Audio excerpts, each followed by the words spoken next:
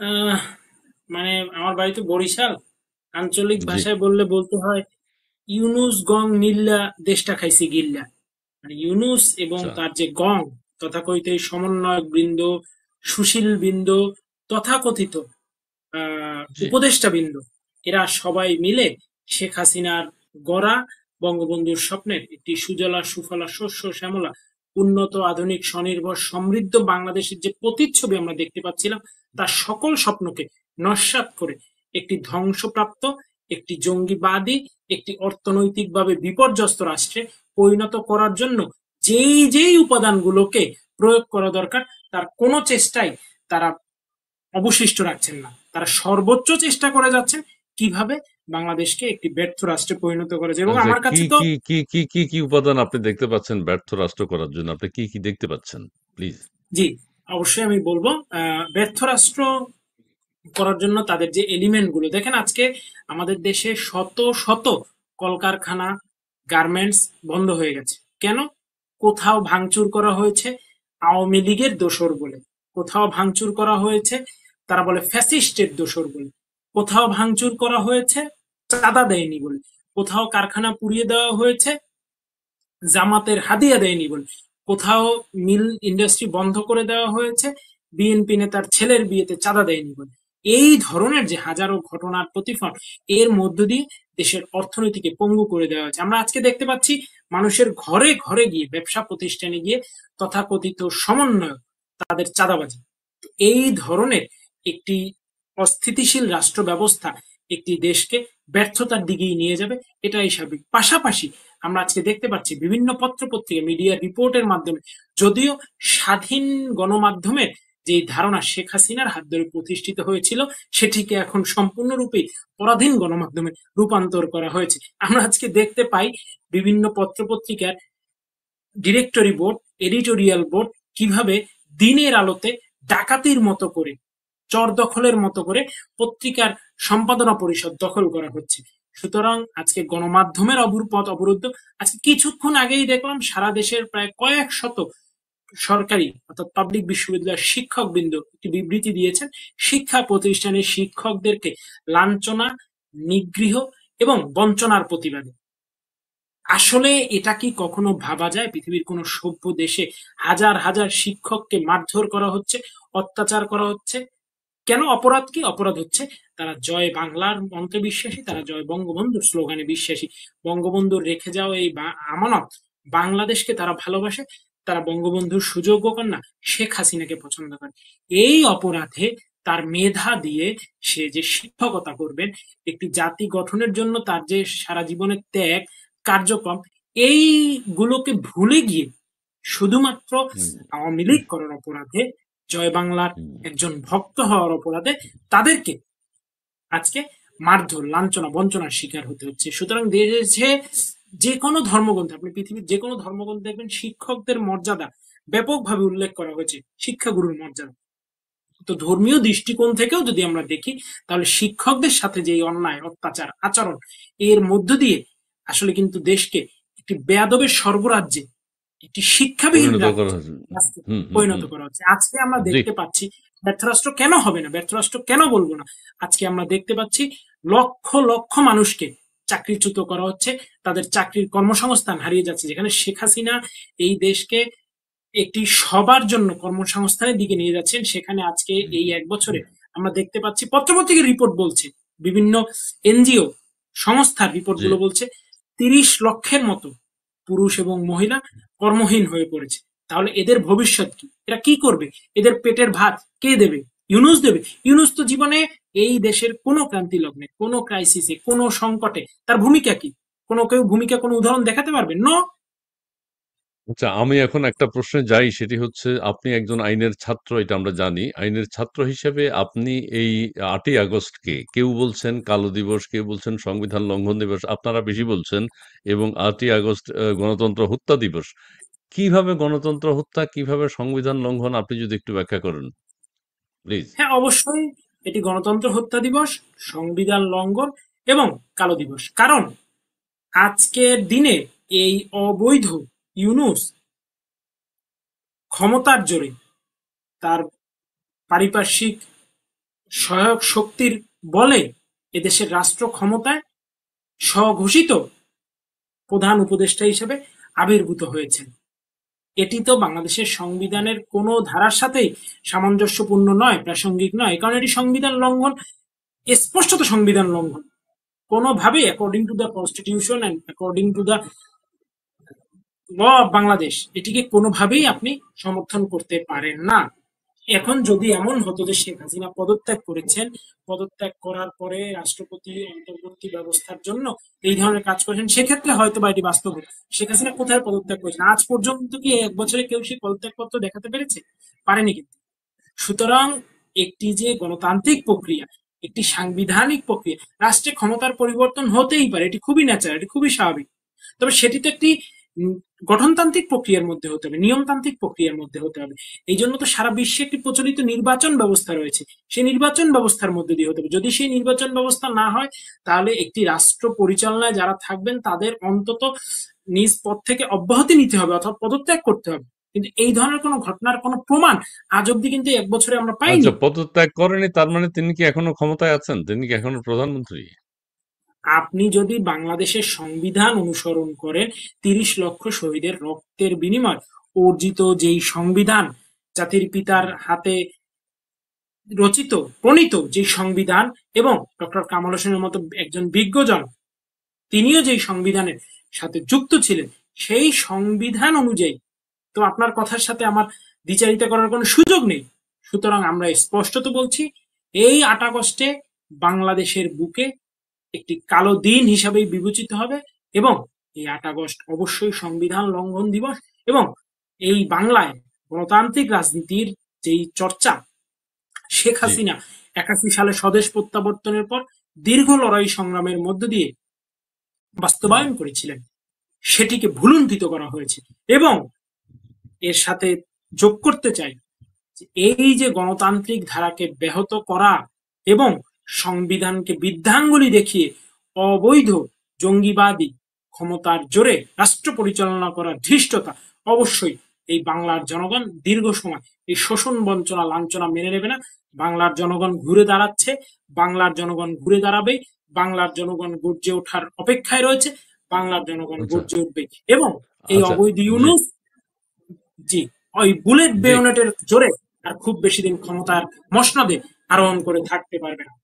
মাননীয় প্রধানমন্ত্রী কবে দেশে ফিরবেন, এটা আসলে যখন উনি ফিরবেন তখন সবাই নিজের চোখেই দেখতে পারবেন, নিজেই জানতে পারবেন।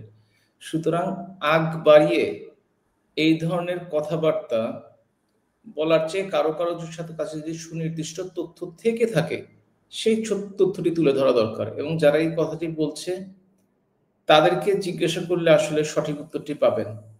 আমি বলছি, মাননীয় প্রধানমন্ত্রী যখন যাবেন তখন সরবেই যাবেন, সম্মানের সাথেই যাবেন, এবং কাউকে রাগঢাক করে যাবেন না। সুতরাং এখন সেই প্রশ্ন জিজ্ঞেস করে আসলে এই প্রশ্নটির উত্তর আমার পক্ষে, সঠিক উত্তরটি আমার কাছে নেই। ধন্যবাদ মিলাদ ভাই। আমরা এই কারণে প্রশ্নটা করছি, আমরা দেখতে পাচ্ছি যে এই যাবৎকালে কিছু কিছু মিডিয়া, ভারত এবং বাংলাদেশের মিডিয়া এ বিষয়ে বলা মানে বারবার নিউজ আসতেছে, এবং আমরা দেখতে পেয়েছি যে এমনও বলা হচ্ছে যে মাননীয় প্রধানমন্ত্রী যেদিন ঢাকা এয়ারপোর্টে নামবেন ২০ লক্ষ মানুষ তাকে সম্বর্ধনা করবেন, এবং ঢাকা এয়ারপোর্ট থেকে লং মার্চ করে গণভবনে যাবেন এবং ডক্টর ইউনূসের পতন ঘটবে। এরকম আমরা বিভিন্ন ধরনের বক্তব্য এই দেখতে পাচ্ছি। কথাটা সত্য যে মাননীয় প্রধানমন্ত্রী যেদিন ঢাকা এয়ারপোর্টে নামবেন ২০ লক্ষ আসলে কম বলেছেন আপনি। সেটা কত লক্ষ হবে আমি বলতে পারছি না, তবে ২০ লক্ষ নয়, অনেক বেশি। এবং অবশ্যই তিনি সেভাবেই দেশে ফিরবেন, এটা আমরা আশা করি এবং আমরা বিশ্বাস করি। ধন্যবাদ মিলাদ ভাই। আমরা আরো কিছু প্রশ্ন আমরা আপনার কাছে করব। বিশেষ করে আপনি দেখেছেন বাংলাদেশের বর্তমান যে রাজনৈতিক পরিস্থিতি, গতকালকে ৭ জন মানুষ মারা গেছেন। একজন সাংবাদিককে গাজীপুরে কুপিয়ে হত্যা করা হয়েছে, এবং অনেকেই বলছেন এটা সুপরিকল্পিত করা হচ্ছে, বাংলাদেশটাকে গৃহযুদ্ধের দিকে নিয়ে যাওয়ার একটা প্রচেষ্টা হচ্ছে। এ বিষয়ে কি বলবেন? প্রথমত, গতকালকে যে ৭ জন বিভিন্নভাবে মারা গেছেন, বিশেষ করে একজন সাংবাদিক, যারা সমাজের বিবেক, তাদেরকে চাঁদাবাজির ঘটনা রেকর্ড করার কারণে এবং মানুষকে হেনস্থা করার ঘটনা রেকর্ড করার কারণে তাকে কুপিয়ে গলা কেটে হত্যা করা হয়েছে প্রকাশ্যে সকলের সামনে। এবং সেখানে যে আইন শৃঙ্খলা বাহিনী ছিল সেটাও আপনারা দেখতে পেয়েছেন। এই ধরনের ঘটনা কোনো সভ্য জগতে ঘটতে পারে না। আপনারা এই গত সপ্তাহের একটা রিপোর্ট নিশ্চয়ই দেখেছেন, global centre for democratic governance, কানাডিয়ার একটি সংগঠন, তারা ডকুমেন্টেড 637 জন মানুষকে মবের মাধ্যমে হত্যা করেছে 5ই অগাস্টের 1 তারিখ থেকে শুরু করে 2024-এর 31শে জুলাই পর্যন্ত। এবং রিপোর্টে লেখা আছে যে এটা একটি ইনকমপ্লিট রিপোর্ট, কারণ মিডিয়াতে সেন্সর থাকার কারণে সমস্ত খবর আসেনি, এই জন্য যেগুলো ভেরিফাই করা গেছে সেগুলোই। এটা 2023 সনের যদি রেকর্ডটি আপনি দেখেন তাহলে দেখবেন সেখানেও মব লিঞ্চিং এ বা মব ভায়োলেন্সে মারা গেছে তাদের সংখ্যা ছিল 51 জন। সেই হিসেবে প্রায় 12.5 গুণ মানুষ এই অগাস্টের 1 তারিখ 2024 থেকে 2024 থেকে 2025-এর 31শে জুলাইয়ের মধ্যে মারা গেছে। 12.5 গুণ বেশি। দেশে আইন শৃঙ্খলা পরিস্থিতি তলানিতে পৌঁছে গেছে। দেশে আজকাল আইন শৃঙ্খলা বাহিনীর উপস্থিতিতেই মৃত্যু হলেও আইন শৃঙ্খলা বাহিনী কিছু বলতে সাহস পায় না। এমনকি বাংলাদেশ সেনাবাহিনীর সামনেও বঙ্গবন্ধু ভবন 32 নম্বর ভাঙা হয়েছে, তারা নীরব দর্শকের মতো তাকিয়ে থেকেছে। এই যদি দেশের আইন শৃঙ্খলার পরিস্থিতি হয়, জঙ্গি সংগঠনগুলো, উগ্রবাদী সংগঠনগুলো প্রকাশ্যে রাজপথে মিছিল করছে, ধর্মীয় উন্মাদনা বেড়ে চলছে, সংখ্যালঘুদের উপর নির্যাতন বাড়ছে, স্কুল কলেজে ছেলে মেয়েদের উপর অনাচার অত্যাচারে 5 লক্ষ ছাত্রছাত্রী তারা তাদের ভবিষ্যৎকে সমৃদ্ধ করার জন্য পড়াশোনা করতো, সেটা বন্ধ হয়ে গেছে। মানুষের জীবন দুর্বিষহ, জিডিপি তলানিতে চলে এসছে এই কত বছরটিতে। বাংলাদেশের 54 বছরের ইতিহাসে অর্থনৈতিকভাবে সবচেয়ে বিপর্যস্ত অবস্থায় আছে। বাংলাদেশের মানুষ অসহায় অবস্থায় দিন যাপন করছে, নারীরা তাদের অধিকার থেকে বঞ্চিত হচ্ছে। বাংলাদেশ ব্যাংকের মতো ব্যাংক থেকে নারীদের ড্রেস কোড দিয়ে দেওয়া হয়, পরবর্তীতে চাপের মুখে উইথড্র করা হয়। ফুটবল খেলতে বাধা দেওয়া হয়, রাত্রে ঘর থেকে বেরোতে নিষেধ করা হয়, নারীরা একা চলতে সাহস পান না।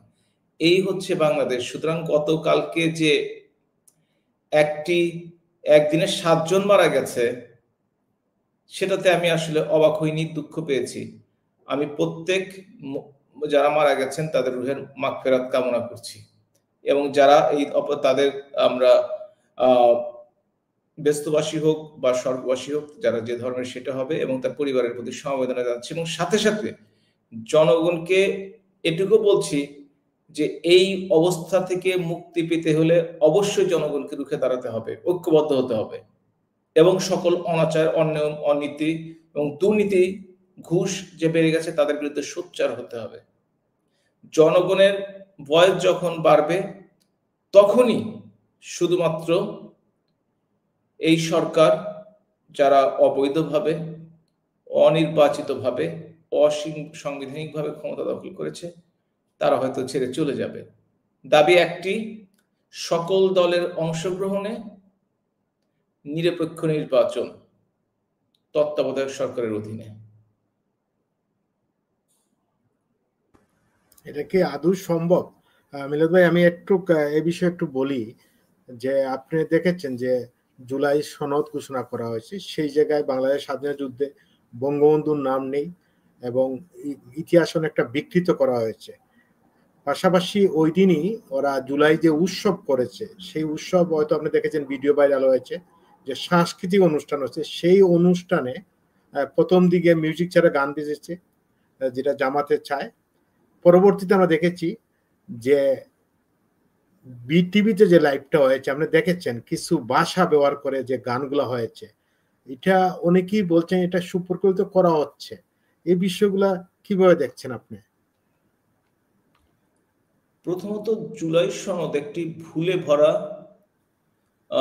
অপরিপক্ক, অদূরদর্শী একটি রচনার মতো হয়েছে। আপনি যদি দেখে থাকেন, স্বাধীনতার ইতিহাসকে সঠিকভাবে তুলে ধরা হয়নি, বাঙালির সংস্কৃতিকে সঠিকভাবে তুলে ধরা হয়নি। জাতির পিতাকে কোনোভাবেই সেইখানে মুক্তিযুদ্ধের নেতৃত্ব দেওয়া দল আওয়ামী লীগের নামও তেমন উল্লেখ করা হয়নি। পরবর্তীকালে আপনি যদি 19, 20, 21 অনুচ্ছেদ দেখে থাকেন বর্তমান কালের, দেখবেন মিথ্যাচারে ভরপুর এবং প্রত্যেকটি অনুচ্ছেদে প্রতিহিংসার আগুন দাও দাও করে জ্বলছে। এবং জামাত যে বাংলাদেশের স্বাধীনতা যুদ্ধে বিরোধী করেছে রাজাকার আলবদর আল শামস আলবদর হিসেবে, তাদের সেটা চিত্রায়িত করা হয়নি। সুতরাং এই সনদটি নিয়ে খুব একটা চিন্তা ভাবনা করার দরকার নেই। কিছুদিন দায়িত্বে আছে, ক্ষমতায় আছে, তারা নিজের শক্তি প্রদর্শন করার চেষ্টা করছে।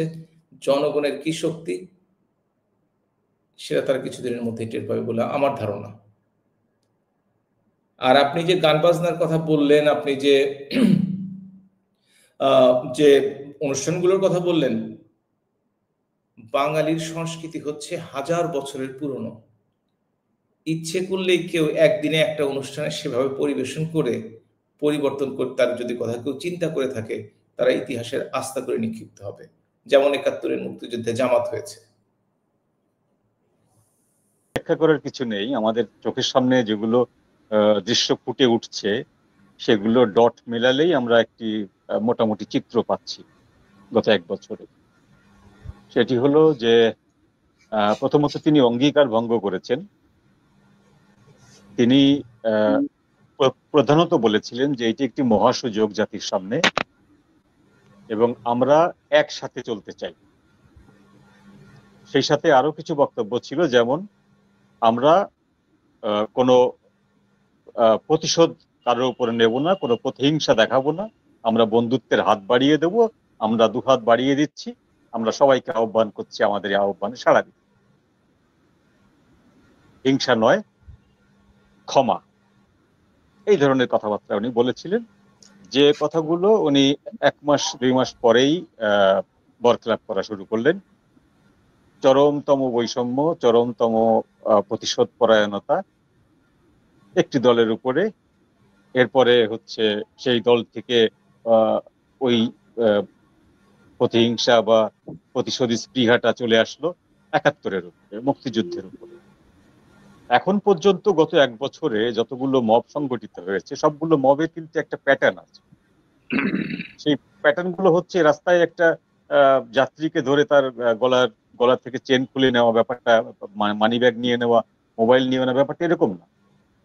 মবগুলো হচ্ছে একটা বিশেষ লক্ষ্যকে সামনে রেখে, সেই লক্ষ্যটা হচ্ছে যে কোনো প্রকারে হোক মুক্তিযুদ্ধকে এবং 71-কে অপমান করতে হবে এবং তাদেরকে মাটির সাথে মিশিয়ে দিতে হবে। এই যে লক্ষ্যটা, সেই লক্ষ্য নিয়ে আপনি এদেশের একটি সবচেয়ে বড় অংশ, জনগণের সবচেয়ে বড় অংশের বন্ধুত্ব কি করে আশা করেন, তাদের সহায়তা, তাদের সমর্থন আপনি কি করে আশা করেন? করতে পারেন, কারণ আপনি সেই বড় অংশটাকেই শত্রু বানিয়ে ফেলছেন। আজকে যে ন্যারেটিভ গুলো উঠে আসছে যে মুক্তিযুদ্ধ হচ্ছে পাকিস্তান ভাঙার ভারতীয় ষড়যন্ত্র, এটি আমরা 53 বছর ধরে শুনে আসছি। এটি পাকিস্তানপন্থী এক ধরনের লোকেরা বলে, মুক্তিযুদ্ধ বিরোধী যে শক্তি তারা এটা বলে।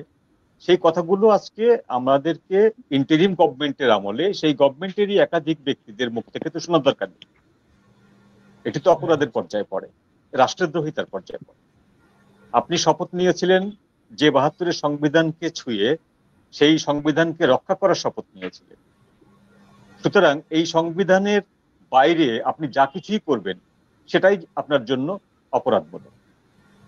তো এই যে 71-কে যখন গালিগালাজ করা হচ্ছে, 71-কে যখন অপদস্থ করা হচ্ছে, অপমান করা হচ্ছে, মুক্তিযোদ্ধাদেরকে ধরে ধরে হত্যা করা হচ্ছে, মুক্তিযুদ্ধ সংক্রান্ত সকল প্রকার ভাস্কর্য, সকল প্রকার গ্রাফিতি, সকল প্রকার দেওয়াল চিত্র মুছে ফেলা হচ্ছে, চুরমার করে দেওয়া হচ্ছে, তখন কিন্তু আপনি মব ঠেকাতে পারছেন বা ঠেকাচ্ছেন না। এটা হলো বাস্তবতা।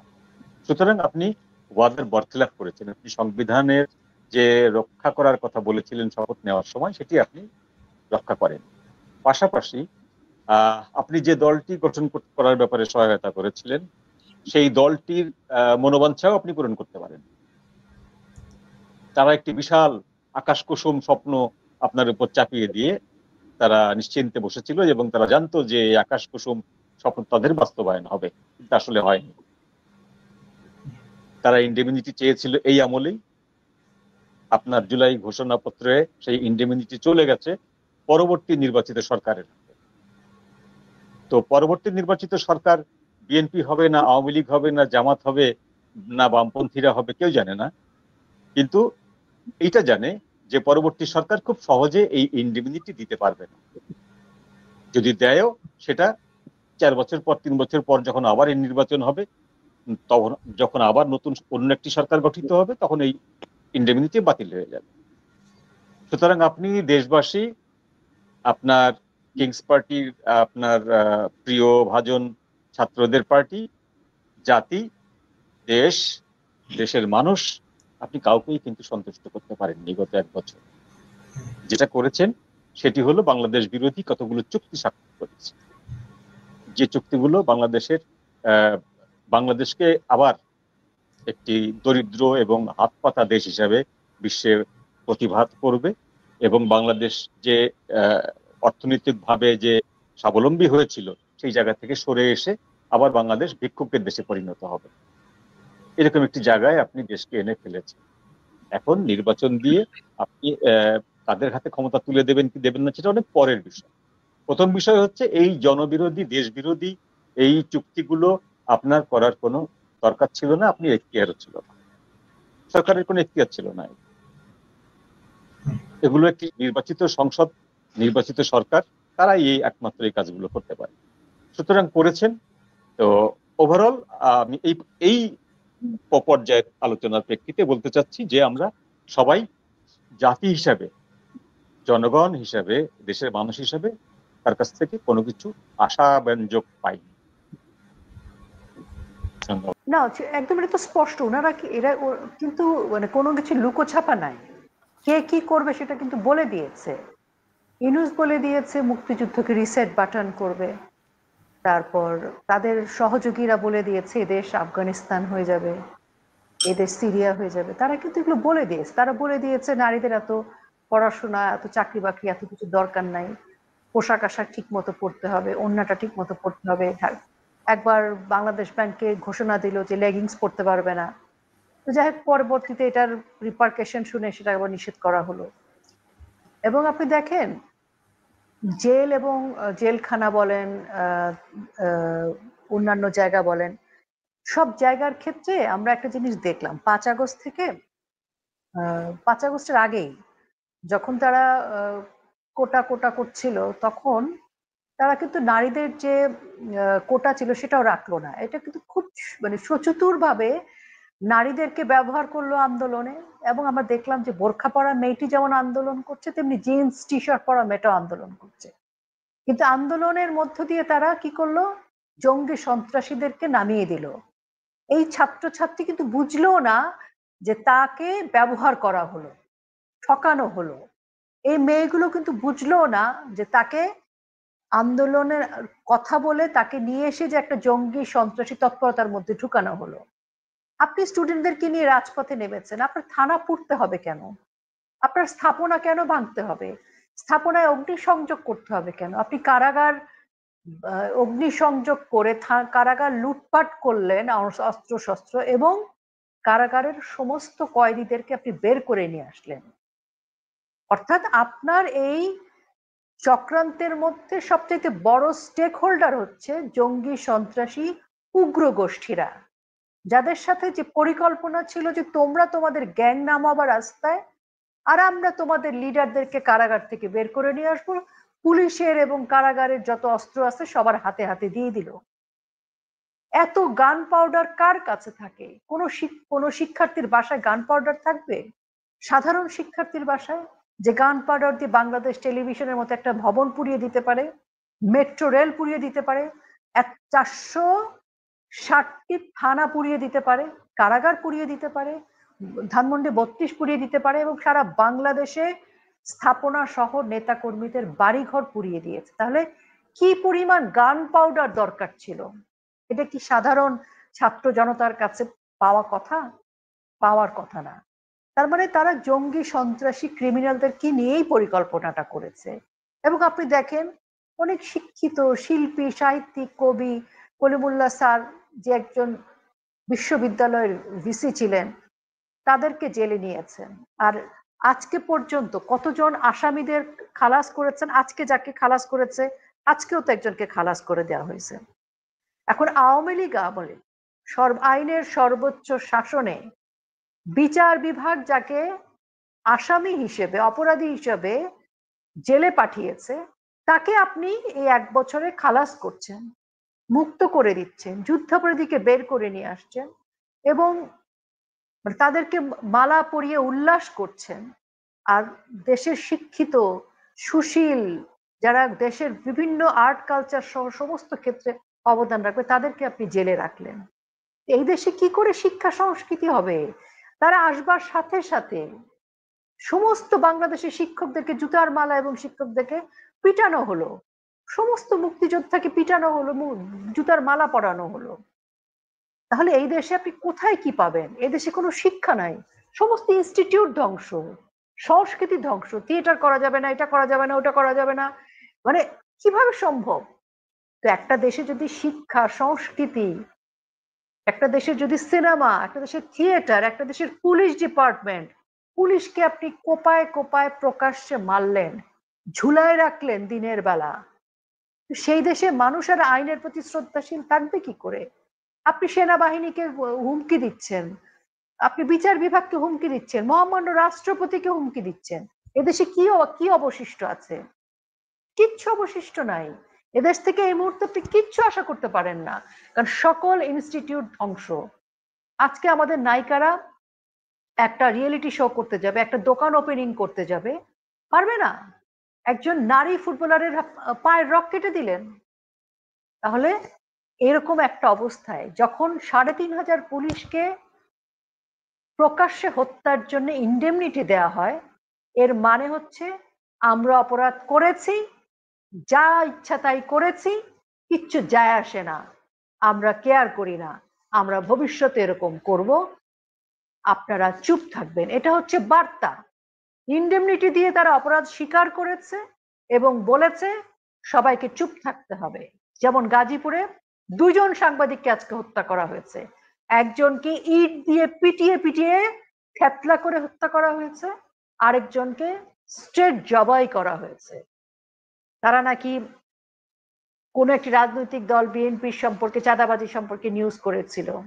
আমি সোশ্যাল মিডিয়ায় তাই দেখলাম এবং সেটা ছবি দেখা যাচ্ছে, ইট দিয়ে থেতলা করে পিটাচ্ছে আর একজনের ব্লার করে দেওয়া হচ্ছে জবাই করাটা।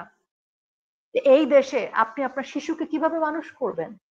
যে দেশে আপনার নারীকে প্রকাশ্যে অপমান করা হচ্ছে, তো সেই দেশে আপনি আপনার সন্তানদের ভবিষ্যৎ কি করে ঠিক করবেন? যে ভদ্রলোক বা যারা এদেরকে সমর্থন করছে, তার বয়স কত আমি জানি না, আমি শুধু একটু জিজ্ঞেস করতে চাই বা তার বিবেচনার জন্য ছেড়ে যেতে চাই কথা, যে আপনার ভবিষ্যতে আপনার এই ছেলে মেয়েগুলো, আপনার বোন, আপনার ভাই, আপনার বাচ্চারা, তাদের ভবিষ্যৎ কি? তারা কোন ইনস্টিটিউটে লেখাপড়া করবে? যেখানেই পড়ুক, আপনি তাকে স্বাভাবিক মিডিয়ায় না পড়ায় যদি মাদ্রাসাও পড়ান, আমার মাদ্রাসা শিক্ষার সাথে কোনো বিরোধ নেই, কিন্তু সেই ছেলেটি মাদ্রাসাও কি নিরাপদ? মাদ্রাসায় তো শিশুরা বলাৎকারের শিকার হচ্ছে, মাদ্রাসার মেয়ে শিশুরা বলাৎকারের শিকার হচ্ছে, মসজিদের মধ্যে ইমাম সাহেব নিয়ে গিয়ে রেপ করছে, মসজিদের মধ্যে জবাই করছে মানুষকে। তাহলে এরকম একটা পরিবেশ যখন তৈরি হচ্ছে, সেই পরিবেশে আজকে মনে হচ্ছে যে খারাপ কথা বলছে, যে আমরা যারা কথা বলছি আমরা অনেক দোষী। ভাই, কিচ্ছু যায় আসবে না। জিয়া করিম সাহেব আমেরিকায় থাকে, আমরা দেশে আছি, বা আমরা যদি নাইও হয়ে যাই দুনিয়া থেকে, কিন্তু আপনার যে বাচ্চা বা আপনার যে ফ্যামিলির লোকজন, তাদেরকে কিন্তু এই দেশের আলো বাতাসে বড় হতে হবে। যে খাল কেটে আপনি কুমির এনেছেন, আপনারা এই কুমির কি শুধু আমাদেরকে খাবে? এই যে 12,000, 6 মাসে 12,000 নারী শিশু ধর্ষণ সহিংসতার শিকার, এই 12,000 কি বাংলাদেশে আওয়ামী লীগের রাজনৈতিক কর্মী? কোনোদিন না। এই 12,000-এর মধ্যে বেশিরভাগ হচ্ছে সাধারণ জনগণের মেয়ে শিশুরা।